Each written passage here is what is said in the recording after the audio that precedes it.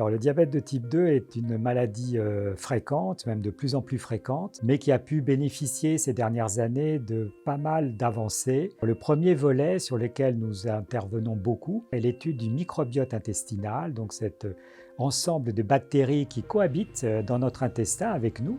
On a remarqué que les populations en surpoids, avec ou sans diabète de type 2 d'ailleurs, présente un déséquilibre dans la composition de ces bactéries intestinales. On s'aperçoit que lorsqu'on est en surpoids, il y a un appauvrissement de la flore. Les patients qui présentent le surpoids et le diabète de type 2 ont encore plus d'altérations de la diversité de la flore, ce qui pose la problématique de savoir d'où viennent ces anomalies. Est-ce que le fait d'avoir une flore beaucoup moins prolifique, beaucoup moins diverse, est-ce que cela ne peut pas conduire justement à favoriser le surpoids, l'obésité et le diabète de type 2? On incrimine dans ces anomalies eh bien, la nourriture. Car en fait, on pourrait se dire, mais finalement, plus on mange gras et sucré et plus notre intestin va être une sorte de barrière qui va nous protéger de ces nourritures qui sont trop caloriques. Et en fait, pas du tout.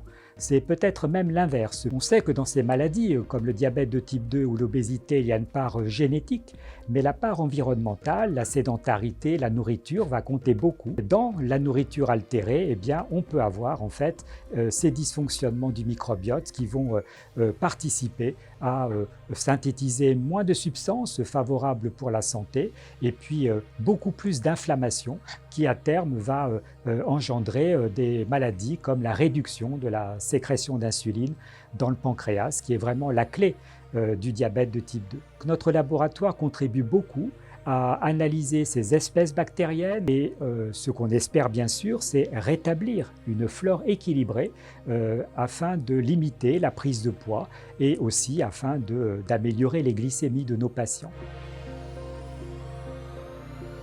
On s'est aperçu que lorsque l'on perd du poids, on améliore le diabète de type 2, mais que dans certaines populations chez lesquelles on a décidé, avec l'accord du patient, de proposer une opération qui consiste à faire un anneau gastrique, un court-circuit intestinal, c'est-à-dire la chirurgie bariatrique, eh bien on s'est aperçu que certaines de ces interventions pouvaient complètement normaliser la glycémie et donc faire disparaître le diabète, parfois une semaine après l'intervention, bien avant que le patient ait perdu beaucoup de poids. On s'aperçoit que cette amélioration du diabète spectaculaire, extrêmement rapide, ouvre toute une thématique pour se demander mais comment ça se passe? Comment est-ce qu'on peut améliorer ces glycémies alors qu'on a finalement perdu moins de 5 kg à l'époque où ces disparitions du diabète peuvent survenir? Est-ce que ce n'est pas l'opération elle-même qui va induire des nouveaux signaux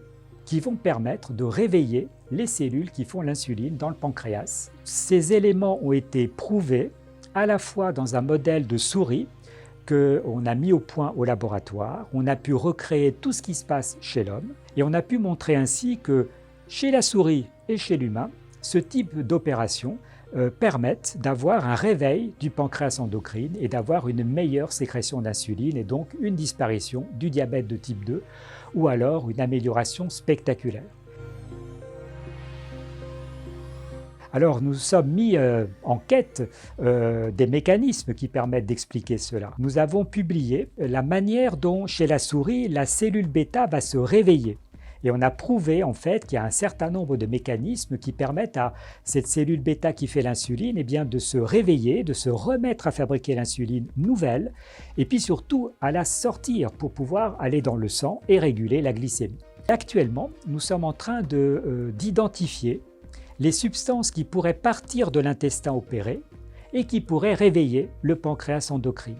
Alors bien sûr, on imagine la portée de ces travaux parce que si on arrive à trouver les substances qui permettent à l'intestin et au pancréas de communiquer, on peut imaginer les transformer en médicaments ou trouver des solutions nutritionnelles pour pouvoir permettre à l'intestin, sans opération, de retrouver ce type de sécrétion. C'est ce qu'on espère et on est à fond là-dedans pour pouvoir trouver des résultats rapidement et permettre ainsi d'aider nos patients à équilibrer leur diabète.